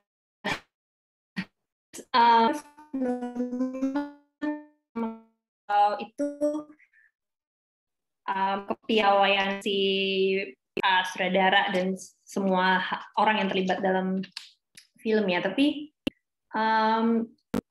saya juga merasa kan sutradara dan yang lain-lain itu juga terlibat dalam rantai produksi film yang ada pemberi modal, ada penonton. Nah, ini saya jadi baca chatnya di chatbox komentarnya Mbak Diana. Apakah saya sendiri nggak punya jawabannya ya. Tapi kan Mbak Diana ini ada di chatbox, apakah hal tersebut masih dianggap tabu oleh para pihak pembuat film sendiri, khawatir akan memicu moral panik, atau ada konteks lain. Maksud saya masih mempertanyakan kalau itu memang sepenuhnya otoritas pembuat film, karena saya percaya kita ada dalam konteks sosial yang tidak sepenuhnya memberi kita kebebasan untuk berkarya gitu ya. Misalnya kita pakai perspektifnya discourse analysis gitu. Discourse yang dihasilkan itu kan critical discourse analysis, teks yang kita hasilkan baik itu film maupun yang lain, itu juga mesti dilihat konteks produksi dan distribusinya dan konteks sosial yang lebih luas. Nah, itu justru dengan perspektif itu saya mempertanyakan gimana konteks produksi dan distribusi film, juga konteks sosial yang lebih luas. Konteks sosial yang lebih luas itu kan gimana perempuan direpresentasikan, gimana seksualitas dibicarakan di ranah publik dan sebagainya.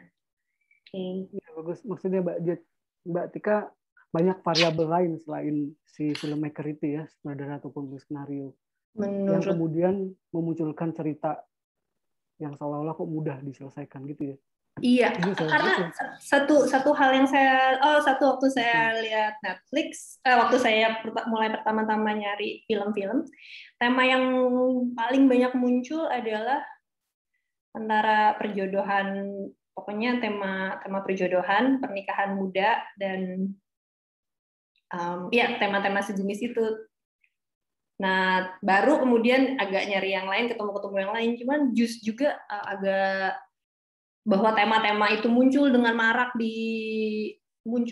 dengan sangat banyak, mungkin memperlihatkan juga selera pasar lagi ke arah situ ya. Mungkin saya sekali lagi bukan sutradara film, tapi ya benar Mas Nurman, yang saya maksud ada konteks sosial yang lebih luas di mana si sutradara, produser, dan yang lain-lain perlu, kalaupun tidak tunduk sama sekali, perlu negosiasi dan lain-lain. Ya betul, saya setuju. Nah cuma memang kalau kan kita lihat film-film Hollywood ya yang grade A gitu, yang bagus-bagus ya, kan dia variabelnya banyak sekali, mungkin jauh lebih kompleks daripada di Indonesia ya, termasuk soal ekonomi gitu, pasar segala macam. Nah tetapi karena mereka piawai gitu ya, mereka punya cara gitu, mereka punya formula gitu, bagaimana kemudian menampung itu semua kepentingan dari variabel-variabel itu ke dalam, dan membungkusnya ke dalam sebuah cerita yang utuh, cerita yang kuat, cerita yang menarik gitu kan, dan tanpa menghilangkan kontennya, dalam arti konten yang berbobot gitu ya. Nah jadi saya setuju sama Mbak Tika itu ya, variabelnya itu banyak gitu, cuma konteks sosial gitu dan sebagainya, sangat kompleks. Tapi itu semua kan akan bermuara ke dalam satu wadah kan, satu tempat itu yang akan dipegang, yang dikelola oleh filmmakernya gitu. Entah itu dia director, entah itu dia produser termasuk di situ, entah itu dia sutradara gitu. Kira itu ya. Kan saya kasih contoh misalnya gini. Misalnya ya, tadi Mbak Tika bicara soal David Hanan tuh ya, menarik. Apa namanya, bukunya saya sudah baca itu, saya setuju. Beberapa tahun yang lalu saya sempat melakukan riset kecil-kecilan untuk rangkaian tulisan di beberapa media cetak, termasuk di koran Tempo dan Kompas itu. Jadi saya melihat film-film religi, tadi David Hanan mengatakan film-film religi sebelum reformasi itu kok justru malah lebih menarik, dalam tanda kutip kan gitu kan, punya lebih kompleks gitu daripada setelah reformasi. Kan tadi saya bilang saya selalu percaya ya, film ada satu representasi kan dari satu masyarakatnya. Jadi disengaja ataupun tidak disengaja. Jadi kita lihat kehidupan berislam pada masa sebelum reformasi itu justru kalau menurut saya itu lebih aman dalam tanda kutip, lebih aman, lebih teratur gitu ya daripada masa setelah ini, setelah reformasi. Jadi sehingga kemudian bisa jadi isu-isu soal agama gitu ya, itu tidak kemudian menjadi komoditas. Sehingga muncul misalnya film-film pada saat sebelum reformasi ya, misalnya film Titian Serambut di Belah Tujuh, kalau ada yang pernah nonton film itu, film ateis. Jadi Titian Serambut di Belah Tujuh itu bayangkan ya, bagaimana karakter, ada satu karakter misalnya ustadz di sebuah kampung, itu yang amburadul, yang enggak, yang inilah, yang amoral lah, itu bisa ditampilkan gitu. Kalau itu dinilai secara sepotong-sepotong, itu akan menjadi persoalan. Tapi kalau itu dilihat secara utuh dari awal sampai akhir, itu film bagus banget. Itu film menang FFI kalau nggak salah. Lalu kemudian film ateis yang mempertanyakan agama. Nah film-film seperti itu ya nggak akan mungkin bisa hadir pada saat setelah reformasi.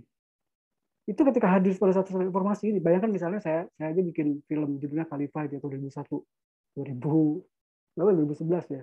Saya bikin itu, wah itu sampai saya udah nggak mau bermedsos lagi deh, kecuali Facebook, dan itu juga orang-orang yang kenal gitu, karena itu apa namanya jadi persoalan gitu. Nah, artinya itu kan realitas sosial kan, gitu, yang kemudian mewarnai, mempengaruhi satu bentuk film tertentu, dalam hal ini film religi. Nah, belum kita bicara yang lain-lain lagi, gitu. Saya kira itu. Baik, jadi memang banyak sekali faktor eksternal yang membuat film ini dilihat kayaknya kurang penyelesaiannya, atau yang tadi Mbak Tika bilang kok yang film lawas lebih plotnya lebih asik ya untuk ditonton. Kembali lagi ke selera pasar dan juga kepiawaian tadi selalu di-highlight oleh Mas Nurman, kepiawaian filmmaker atau sinias membuat film itu ya. Sebelum kita kita langsung beralih aja nih ke beberapa chat yang mungkin arah pertanyaannya ke Mas Nurman kali ya, karena kenapa pembuatannya seperti itu. Banyak yang bercerita dan berdiskusi tentang Inem Pelayan Seksi, memang bikin heboh pada masa itu, tapi dilihatnya lebih kepada sindiran dan kritik sosial, mungkin daripada cuma menampilkan Inemnya gitu. Kemudian ada juga dari Mbak Devi bercerita tentang film Tilik ya yang sempat viral saat pandemi kemarin dengan tokoh Butejo yang disorot. Nah, ini juga kan debatable sekali ya film Tilik ini. Kemudian ada juga Kak Sulikanti yang setuju dengan pendapat Mbak Tika bahwa memang film-film produk Indonesia ini kurang detail dan kurang kompleks gitu. Mungkin salah satu kritik yang muncul kali ya Mas Nurman ke film-film Indonesia. Mungkin ini ada pertanyaan dari Mbak Evelyn. Apakah pembuatan film Indonesia yang terlihat mudah penyelesaian persoalannya karena memang dugaan dari filmmaker atau sutradara bahwa masyarakat Indonesia ini memang tidak mau berpikir gitu saat menonton, atau ada alasan lain selain tadi sudah di-highlight ya tentang kepiawaian filmmakernya? Apakah ada nih Mas tersirat pikiran seperti itu kira-kira? Yang mana? Sorry. Apakah saat pembuat film yang terlihat kok penyelesaiannya mudah, ini sebenarnya dari filmmakernya sendiri berpikir bahwa memang masyarakat Indonesia ini nggak sampailah berpikirnya sampai ke situ, jadi kita buat mudah saja penyelesaiannya. Ada nggak sih Mas tersirat seperti itu? Maksudnya filmmakernya nggak mampu gitu ya untuk bikin cerita lebih kompleks. Bisa jadi, bisa jadi ya. Iya. Bisa jadi. Gitu. Oke. Tidak bisa menangkap realitas sosial yang kompleks itu kan ya. Tidak bisa menangkap realitas sosial yang kompleks yang tadi juga sudah disebutkan berkali-kali oleh Mbak Tika ya. Mungkin maaf Mbak Putri bisa nambahin? Ya silakan Mbak. Maksud saya adalah bukannya si filmmakernya, tetapi apakah si filmmaker itu menganggap penonton gitu. Penonton itu kalau dikasih yang susah nanti filmnya nggak laku gitu. Itu kan yang sering kita dengar ketika banyak soap opera atau opera yang ada di TV gitu kan, karena nggak laku, nggak ada yang nonton, iklan nggak bisa masuk gitu, kira-kira gitu. Jadi masyarakatnya yang kalau ya, dikasih bukan ya. Justru bukan ya. Jadi kalau masyarakat yang dikasih berat, masuk nggak nih? Gitu. Mungkin tadi sudah disinggung juga selera pasar oleh Mbak Tika dan Mas Nurman. Jadi filmnya kemudian mengikuti selera pasar. Karena kekhawatiran kalau bikin film yang susah, yang kompleks gitu ya. Lalu kemudian pasar nggak akan terima kan. Dengan begitu dia nggak bikin film lagi. Gitu. Baik. Semoga terjawab ya. Apakah terjawab Mbak Evelyn? Tadi memang sudah disinggung nih terkait dengan selera pasar. Karena tadi saat Mbak Tika searching juga di Netflix, so keluarnya film-filmnya gini. Tapi memang kalau dibandingkan dengan film-film awal gitu ya pada zaman dulu, itu filmnya bagus banget gitu. Jalan ceritanya tuh bagus banget. Kenapa jadi terjadi kemunduran? Apakah memang masyarakat kita jadi tambah bodoh gitu kan? Pertanyaannya kan gitu. Padahal sekarang kalau dibandingkan dengan kita lihat dengan data gitu kan, data orang yang berpendidikan kan jauh lebih banyak sekarang dibandingkan pada masa lalu itu. Atau pada masa lalu ya yang nonton film memang udah semacam orang yang selektif juga ya, yang berpendidikan, yang punya duit lah pada masa itu sehingga dianggapnya mereka juga berpendidikan. Baik. Ya. Ini membuka ruang diskusi baru yang mungkin nanti bisa kita buat lagi diskusinya Mbak Evelyn ya, karena bahasannya cukup sangat menarik ya. Iya. Ada variabel lain. Tadi ya, kita kan, mungkin, ya silakan Mas. Sedikit aja ya. Ya mungkin juga kan juga banyak film-film Indonesia sekarang yang bagus-bagus ya, yang ke banyak film festival gitu. Di tahun ini aja ada beberapa film Indonesia yang menang di festival. Ada filmnya Edwin, kemudian ada filmnya si Camilla yang Yuni itu gitu. Nah, mungkin bisa jadi juga kita belum melihat itu kan gitu. Kita belum melihat itu, kemudian kita mengingat film-film yang dulu yang kayaknya kok jauh lebih bagus gitu. Tapi padahal bisa jadi ada pilihan-pilihan lain yang belum kita lihat. Saya kasih contoh sedikit misalnya gini. Krishna Sen itu pernah ngomong begini kalau nggak salah. Belum lama gitu. Itu kemudian sama Ariel Haryanto itu di-upload di YouTube-nya dia mengatakan bahwa film-film Indonesia religi gitu misalnya, film-film religi Indonesia sekarang ini itu hanya banyak yang istilahnya saya lupa apa namanya. Jadi pergi ke luar negeri gitu, lalu kemudian pergi ke luar negeri, kemudian jalan-jalan itu, terus kemudian balik tidak membawa sesuatu, tidak ada perubahan karakter di dalam diri si tokoh itu. Masa pernah bilang gitu kan.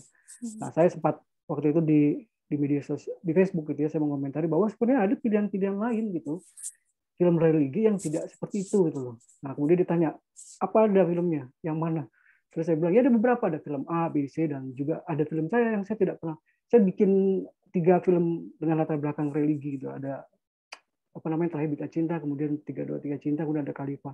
Dan saya tidak berbeda dengan apa yang dimaksud oleh si Krishna Sen itu. Jadi makanya penelitian kan perlu untuk ini kan, mengumpulkan data sebanyak-banyaknya supaya kemudian kita tidak langsung melakukan satu klaim gitu kan. Baik. Ya, tadi kita juga sudah banyak sekali membicarakan tentang representasi perempuan, pemikiran feminis dalam film, tapi satu judul nih yang belum termention dari tadi. Judul kita kan representasi perempuan, gender, dan seksualitas ya Mas Nuran dan Mbak Tika. Ini ada salah satu pertanyaan pemicu dari Mbak Diana. Ini juga sebenarnya pemicu untuk diskusi kita, tapi karena waktunya sudah sedikit, kita masukkan saja ini ya.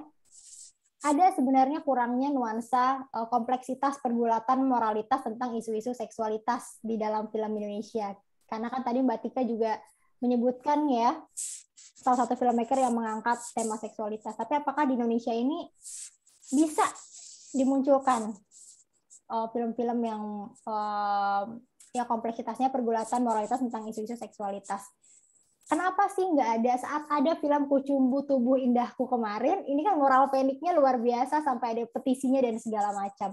Nah, apakah karena hal tersebut masih dianggap tabu ya, Mas atau Mbak, oleh para pembuat film dan masyarakatnya sendiri yang tadi saya bilang khawatir membuat moral panik, atau mungkin pasarnya juga nggak mau, atau mungkin ada konteks lain sehingga film-film yang menggambarkan seksualitas seseorang ini kurang dilihat gitu Mas, kurang muncul ke permukaan. Silakan Mas. Itu pertanyaan ke saya atau ke Mbak Tika? Boleh Mas, nanti kita over ke Mbak Tika. Ya, tapi bisa agak spesifik nggak supaya saya menangkap yang dimaksud dengan memunculkan seksualitas, isu-isu tentang seksualitas atau isu-isu tentang seksualitas. Mungkin kalau di film Kucumbu Tubuh Indahku ini kan bagaimana seorang laki-laki penari ya Mas ya, terus dia berperan seperti itu dan apa ya? Kok masih kurang gitu ya? Maksudnya ya kalau ya menurut saya karena ini resisten kan dia selalu link dengan realitas sosial kan sebenarnya.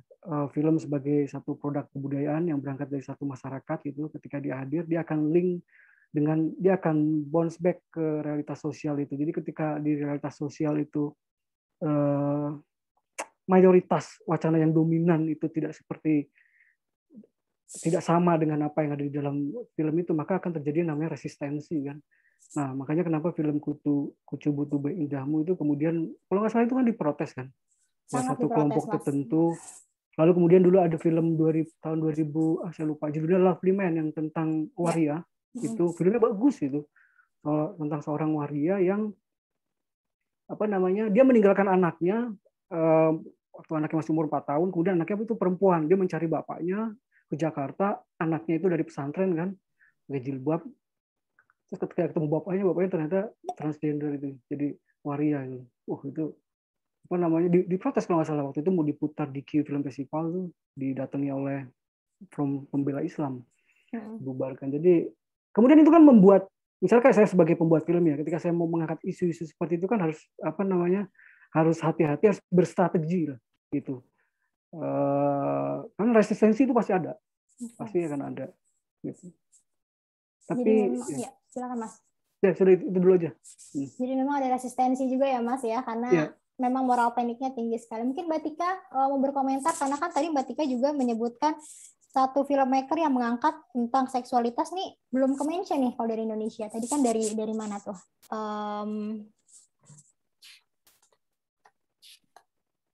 Dari Spanyol.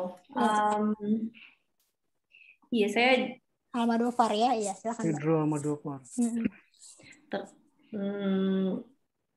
Saya memang ada dugaan kalau kayaknya lebih susah mengangkat film-film yang temanya tadi bahasanya Mbak Diana memunculkan moral panic setelah reformasi, dan kayaknya yang disampaikan Mas Nurman memang mengkonfirmasi ya bahwa memang ada kesulitan itu. Yang saya justru jadi punya pertanyaan, di Turki dan Iran misalnya yang sensorship juga kuat, kok ada ya muncul tema-tema yang nggak tahu, saya bertanya-tanya, ya gimana bisa muncul sedikit-sedikit film-film yang bagus gitu ya, mungkin bisa dianggap di sini kontroversial gitu ya, karena kontroversialnya karena mempertanyakan hal-hal yang dianggap tabu gitu. Nggak selalu dengan menampilkan gambar, nggak selalu dengan scene-scene yang itu mungkin strategi juga ya Mas Nurman, nggak selalu menampilkan scene-scene yang kontroversial, tapi kayak ada plot-plot cerita saya bayangkan tuh kontroversial diangkat gitu, karena mempertanyakan nilai-nilai yang dianggap baku gitu, dianggap standar di konteks masyarakat itu. Ya sih, saya malah jadi punya pertanyaan jadinya. Sorry. Ya, bagus. Jadi saya jadi malah punya jawaban gitu. Oke. Karena bagus pertanyaannya. Karena bagus. Iya. Silakan Mas. Tadi ada film Abad Eli itu ya, punya Asghar Farhadi. Jadi saya pernah menanyakan itu langsung ke Asghar. Jadi waktu itu kan film di Asia Pacific Screen Award ya, kompetisi dengan film saya 323 Cinta di Brisbane, di Gold Coast. Itu waktu ketemu di sana, dan kemudian film dia yang menang karena tentu film dia jauh lebih bagus kan. Tapi masuk nominasi juga punya saya. Nah itu dari conversation yang singkat itu ya, ini saya menangkap satu, mereka kan punya tradisi bercerita yang kuat, Iran itu. Ya kita lihat sastra mereka itu kan begitu tinggi kan, kebudayaan mereka Persia. Lalu kemudian filmmaker di sana itu mereka terlatih, mereka piawai itu saya bilang untuk mengemas cerita, lalu kemudian memasukkan konten gitu ya, keyakinan mereka, pemahaman mereka terhadap sesuatu itu sampai kepada level terdalam yang itu tidak bisa dideteksi oleh pemerintah. Gitu. Jadi kalau dalam film kan ada lapisan-lapisan arti kan, ya meaning of layer kan. Misalnya saya kasih contoh gini, sehingga itu menjadi implisit sekali, kita harus membongkar itu kan, sehingga kita analisis, kita baru mengetahui maksudnya begini. Misalnya contoh ketika Abbas Kiarostami, jadi one of the legendnya, ya itu dia baru meninggal beberapa 2 tahun lalu nggak salah. Nah itu Abbas Kiarostami itu ketika dia bikin film Taste of Cherry, itu film kan masuk ke Cannes ya dan menang. Itu cerita tentang seorang laki-laki itu jalan di bukit yang meliuk-liuk dengan mobilnya, kemudian dia pengen cari satu orang yang bantu dia untuk supaya bantu dia mati. Bunuh diri ya. Bunuh diri. Jadi dia pengen bunuh matinya itu dikubur. Nah, kan nggak mungkin ngubur sendiri kan, dia pengen cari orang untuk nguburin dia itu. Ketemu sama si A, B, C, D, pada nggak mau. Abbas tahu kalau dia bikin film itu pasti tidak akan lolos sensor, gitu. Dan dia cuma lulus sensor, dia akan bisa diproses kan ke pengadilan segala macam oleh rezim.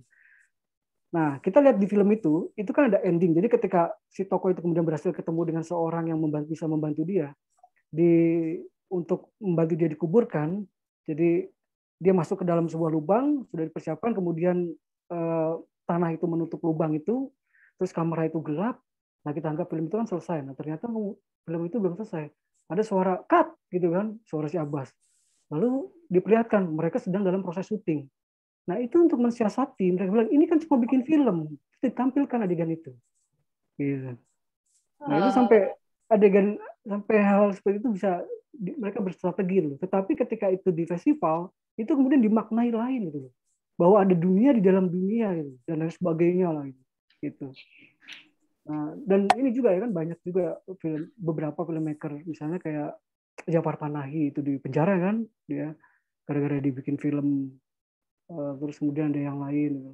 Tapi itu tadi untuk menjawab pertanyaan Mbak Tika itu, mereka piawai, mereka ngerti, dan mereka tidak verbal ketika kalau mereka verbal masih akan ketahuan kan langsung, wah ini seperti ini nggak boleh gitu, karena ketat sekali di sana sensor daripada di kita gitu. Kita kan longgar sekarang sebenarnya sensor. Kita sensor itu sekarang yang ketat itu sensor masyarakat sebenarnya. Jadi kalau sebelum reformasi itu, saya pernah nulis itu di koran Tempo tentang sensor. Sebelum reformasi itu sensor negara itu yang ketat. Setelah reformasi, sensor masyarakat yang ketat. Ada film misalnya yang sudah lolos sensor tanpa potongan sama sekali, tapi oleh masyarakat diprotes, nggak boleh tayang di bioskop. Ada beberapa. Ya termasuk misalnya film Lovely Man, kemudian film Kucumbu, Tubuh Indahmu, itu. Termasuk film saya juga Yang Bisa Cinta, itu kan tanpa potongan sensor sama sekali, tapi minta diturunkan dari bioskop. Gitu. Saya jadi ngerti itu akhirnya Taste of Cherry. Saya bertanya-tanya menurut saya akhirnya menarik, tapi ternyata itu cara mengakali strategi taktik mengakali sensor ya. Yeah. Saya mikir ini apa dia emang sengaja tembok ketiga dibuka kan apa? Yeah. Oh, ternyata gitu ya, menarik banget. Ya ada juga beberapa direktur yang nggak kuat lagi gitu kan, dia seperti Jafar Panahi lah. Akhirnya udah capek berstrategi dalam tanda kutip. Ya akhirnya kemudian berurusan dengan rezim. Atau misalnya Mohsen Mahmalbab gitu yang sampai akhirnya exile ke Perancis kan, pindah-pindah negara gitu. So, itu yang awalnya dibikin film di Iran gitu, terus kemudian mungkin dalam analisa saya ya, mungkin capek berstrategi itu akhirnya ya dibikin apa yang ada dalam kepala dia itu dan berurusan dengan rezim gitu. Dan dia kalau balik ke Iran dia akan ditangkap dan dia nggak pernah pulang ke Iran. Tapi masih terus berproduksi bikin film. Baik, ini jadi sangat mendalam diskusinya, sangat menarik, dan mungkin kita nggak bisa semakin dalam gitu di hari ini karena sudah maghrib juga.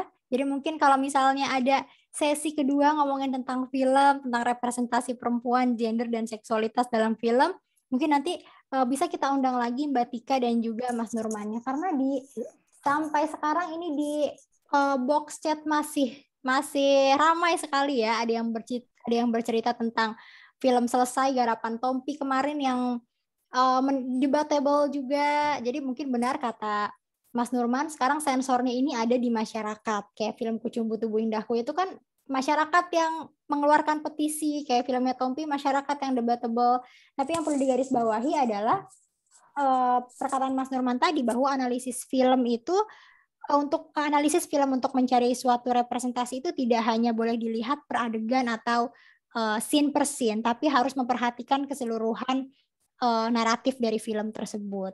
Jadi kalau kita bisa melihat film ini memunculkan perempuan seperti ini, apakah secara keseluruhan maksudnya seperti itu pasti sifatnya akan debatable sekali, tapi ya itulah serunya ya berdinamika di dalam masyarakat. Kritiknya adalah film Indonesia masih kurang dalam segi penyelesaian ya Mas ya, masih dianggap cukup gantung mungkin ya, kok begini aja sih, tidak menangkap konteks sosial seperti tadi yang dikatakan oleh Mbak Tika, kemudian produk sosial di wilayah tertentunya juga kurang tertangkap, konteks sosial historis dan kontradiksi eksternalnya juga masih menjadi kritik nih dari film-film Indonesia kontemporer. Seperti itu. Saya minta maaf karena tidak bisa membacakan pertanyaan yang masuk semuanya, tapi berharap pertanyaan-pertanyaan yang satu-satu ini sudah bisa terjawab dari diskusi kita. Ternyata molor ya, kita 2 jam kita diskusi kita hari ini. Seru sekali, terima kasih banyak Mbak Tika dan terima kasih banyak Mas Nurman. Mungkin sepatah 2 patah kata nih penutup tentang representasi perempuan, gender, dan seksualitas dalam film Indonesia kontemporer dari Mbak Tika dulu deh, silakan. Apa ya, sepatah 2? Masih ada kritik yang mau disampaikan nih? Saya sambil baca chat box juga. Memang saya juga penasaran sih apa konteks produksi, distribusi film dan teks-teks lain ya sebenarnya, dan konteks sosialnya. Saya juga penasaran hal itu. Tapi juga saya penasaran apa ya bedanya Indonesia dengan konteks lain yang misalnya keislaman juga lagi menguat gitu. Ya saya penasaran itu. Jadi penutup saya adalah rasa penasaran saya dari sebagai penonton. Yang tadi obrolan dengan Mas Nurman juga memberi beberapa insight gitu. Tapi memang kita perlu riset yang agak serius ya kalau mau lihat lebih dalam. Terus iya, yang tadi seperti saya sampaikan, saya juga nggak punya jawaban gitu terhadap kenapa ya ini begini. Ya memang ada itu, memang secara individu sineas film punya peran, tapi ya saya juga karena konteks sosial saya juga percaya itu juga ada konteks produksi distribusi film dan juga konteks sosial lebih luas tuh pengaruhnya gimana, masih bertanya-tanya sih. Ternyata belum terjawab secara keseluruhan karena memang butuh riset yang dalam ya Mas Nurman ya. Mas Nurman ada sepatah 2 patah katanya sebelum kita tutup diskusi kita.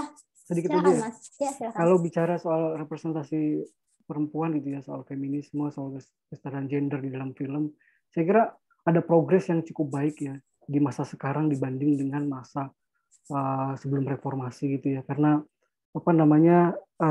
realitas sosial kita mulai berubah, kita mengalami perubahan sosial yang cukup drastis setelah reformasi 98 itu ya.